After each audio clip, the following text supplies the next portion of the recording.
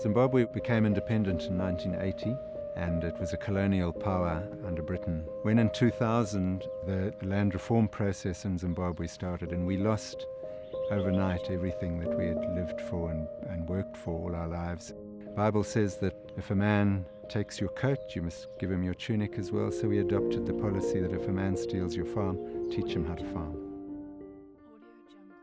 We have 30% of the world's natural resources, but less than 5% of the world's GDP. And so we have to say that the world system has not addressed the poverty index properly.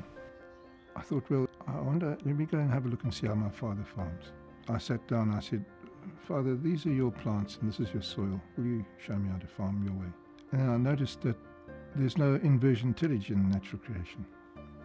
It gave me faith to try. So we tried 2 hectares of maize into wheat straw, and I prayed for wisdom, and everybody laughed at me and said, no, it's not going to work. Couldn't understand what Brian was doing over the hill from me, and I thought he was a bit of a nutcase at some time, I must admit. But that year we got 20 tons off 2 hectares, and that gave me faith. And eventually, after 12 years from that beginning, we grew 3,500 hectares, about 8,500 acres. We started winning many farming prizes and breaking yield records, the second largest farm in Africa.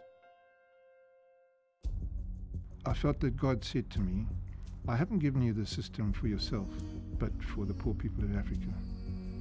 And so Foundations for Farming basically is a discipleship process. We have 3 principles that we teach to implement this. And that the first one is we do things on time. The second thing, we need to do things to a very high standard. Anything we do to a high standard, we are bringing glory to God. And then the third principle is without wastage. The ministry started to explode from there, and within 18 months we had like 50 people in the ministry.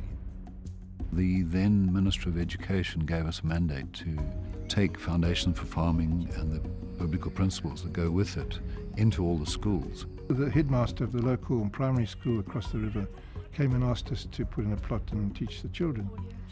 And that was an amazing success. The school can actually use a very small plot of land, and they could every day, by practicing these principles and teaching the children through some of these values, they're able to actually produce enough food on that little plot to be able to feed the school. And what a great way for children to understand that they hold the future in their hands and they can make a difference because they've been empowered on this practical level. As One Hope, we heard about the program and we felt that there was an opportunity for us to assist them with resources, not only be filled with the farming techniques and the values that they have, but it would actually represent the story of Christ as well. So over a period of years, the One Hope booklets were developed, our foundational material, but put into a format that is so teacher and pupil friendly. The plan that we have, it is to bring in all the heads of the schools. We intend to explore together with them so that they may be able to go back to their respective schools and study this scheme. The first stage was a plan for the poor where they are. The second stage was for your nation. Then he's taking the continent now. We're been into 37 countries in Africa. The fourth stage, he's taking us all over the world now. My parents have got a farm. We farm the food we eat. I and my family, we didn't know how to plant God's way, but when I read the book, it changed everything in our house and it changed the way we were farming.